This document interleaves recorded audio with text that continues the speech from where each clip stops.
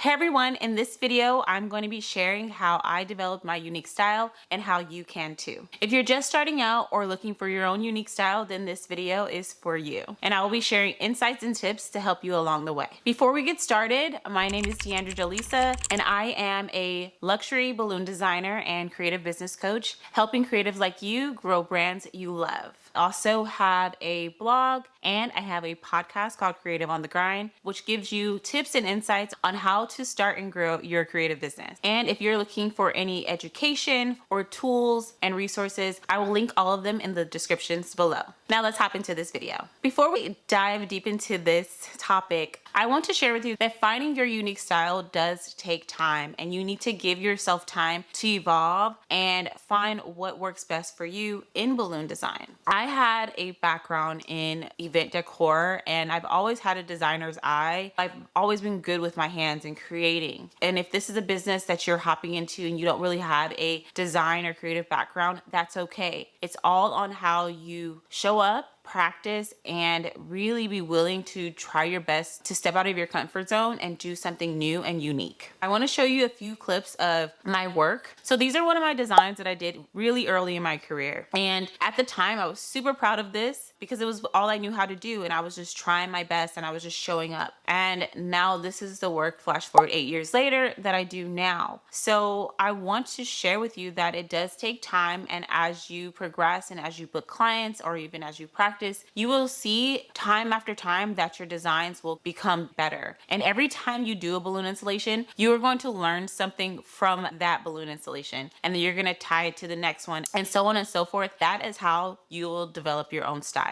So first, let's talk about finding inspiration from other artists. I do highly encourage you to find inspiration from other artists because this is going to help you get out of your comfort zone and try new things. Personally, when I first started, I was inspired by an artist. Her name is Geronimo, aka Jahan Zakurli, and she started out doing these huge balloon installations on big warehouses, on buildings, and it was insane. I loved her work and it was just like out of this world, but she did it at such a huge scale. So I looked at that and I was like, how can I do this at a smaller scale so that I can do installations for bridal showers, baby showers, galas, birthday parties? I wanted to turn this into a business because she was doing it as art, and I wanted to still keep it in art form, but bring it into new spaces. I did that, and I was able to be inspired by her and start my own business. That was the beginning of it all. So I do want to say that you can see other artists and see their work, and it's okay to be inspired by them, but just try your best not to copy them to the T. Make your own unique style, put your own twist to it, and see how you can make it your own. As you progress in this industry, you will have clients who will send you images of someone else's work, and that's okay. This is what they like. And I want you to exercise your design skills and ask them more questions. Ask them why they like this specific design. What is it about it that they like? So that you can take that information and make that design uniquely yours and not copy the exact photo. I feel like it's just gonna feel more authentic, and you're gonna also feel like you have more control over the design. Whereas if you're just trying to duplicate a photo, it's a lot harder and you're putting a lot more stress on yourself. And so with my clients, I always tell them, thank you for this inspiration. It's gonna look similar to the image, but I'm gonna have my own twist on it. And they actually love that element because they don't want something that's already out there. They want something that's customized to them. So adding that element will raise the stakes 1,000%. So now let's talk about practicing to evolve your style. I highly encourage you to practice where you can, and practice as much as you can. Use spaces in your home, use your friends' homes, families, wherever you can to practice your installations.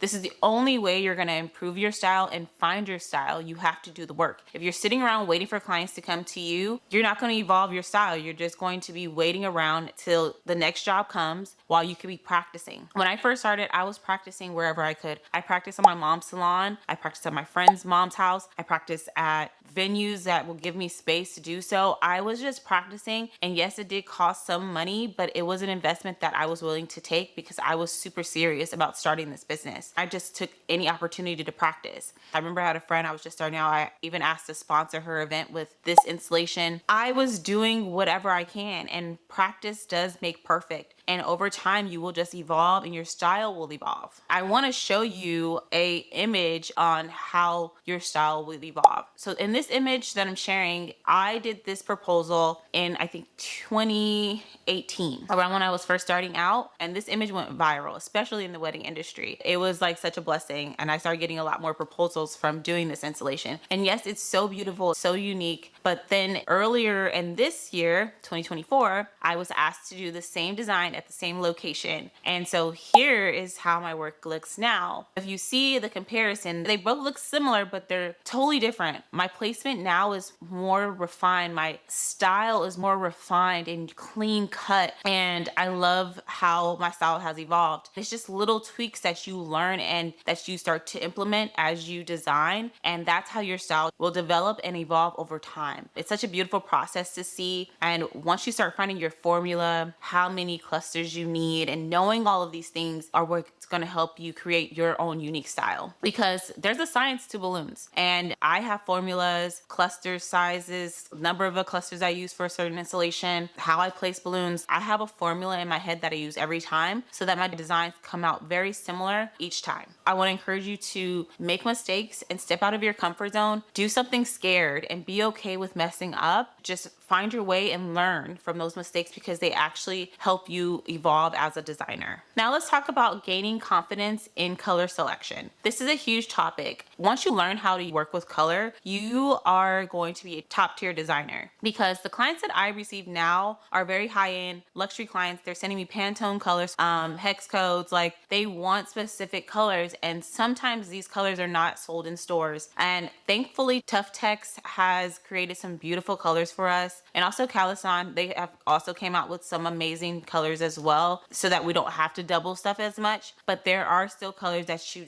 do have to double stuff. And I personally do love double stuffed balloons. It just takes a little bit more time and a little bit more money, but double stuffing balloons is something that I started way back in 2017 when I first started my business, and that's what made my design shine out from everyone else because everyone was asking me, where did I get these tones? How did I make this color? And I was making colors like from the top of my head. And I think one thing that helped me was I have a background in hairstyling and I used to be a really good colorist and I had to learn the color wheel. And this is a tip. You should learn a color wheel so then you can know what complementary colors and what colors work good next to each other and different hues and tones. Because when you know these things, then you can also help your clients bring their vision to life with unique colors and tones. This is what's gonna make you shine and also develop your own style. If you want to make a color deeper, you just add either a black or a darker balloon inside. If you wanna make a tone lighter or more pastel, you just overlap with a white or a lighter tone. You can have so much fun with this, and if you have balloons in your home, just see what colors you can make by double stuffing and then offer them to your clients. Offer them a crimson red, offer them a deeper red. You don't have to use everything that's on the shelves. You can make your own unique colors, and that's what's going to make you shine and stand out from everyone else. I love that the clients that I attract give me the freedom to just make their event beautiful. I've built up an amazing reputation now, and this will happen to you eventually, where people just trust your vision and trust you. Clients do send me inspiration photos, but usually it is my work. But if they do send me someone else's image, they give me free range to pick and choose what I do like from the image so that I can put my own twist to it. And by using different colors and experimenting with color, that's how I come up with some really unique designs. Learn the color wheel, or just learn color and play with color, and I feel like that will help you evolve your style so much faster, and it will also make you more confident in knowing how to design. I spoke about this briefly in another video. I had to unfollow a bunch of Facebook groups because I was so over people coming in, posting a photo of someone else's work and asking for the color recipe. I feel like that's cheating. I feel like it's like you're not even trying to be a designer. You're just trying to make money. And for me, I get that this is a business and it's about money, but it's more than that. It's about like the passion and the design and the artistry behind balloon design. And that is why I became a balloon artist, because of the artistry of it. And I loved how to make designs bespoke and organic. I feel personally now balloons are actually going back into classic. Yes, they're organic, but everything is looking very similar, the same backdrops. And that's what clients are wanting now because that's all they see. When I started this business, I never touched a backdrop. I was always doing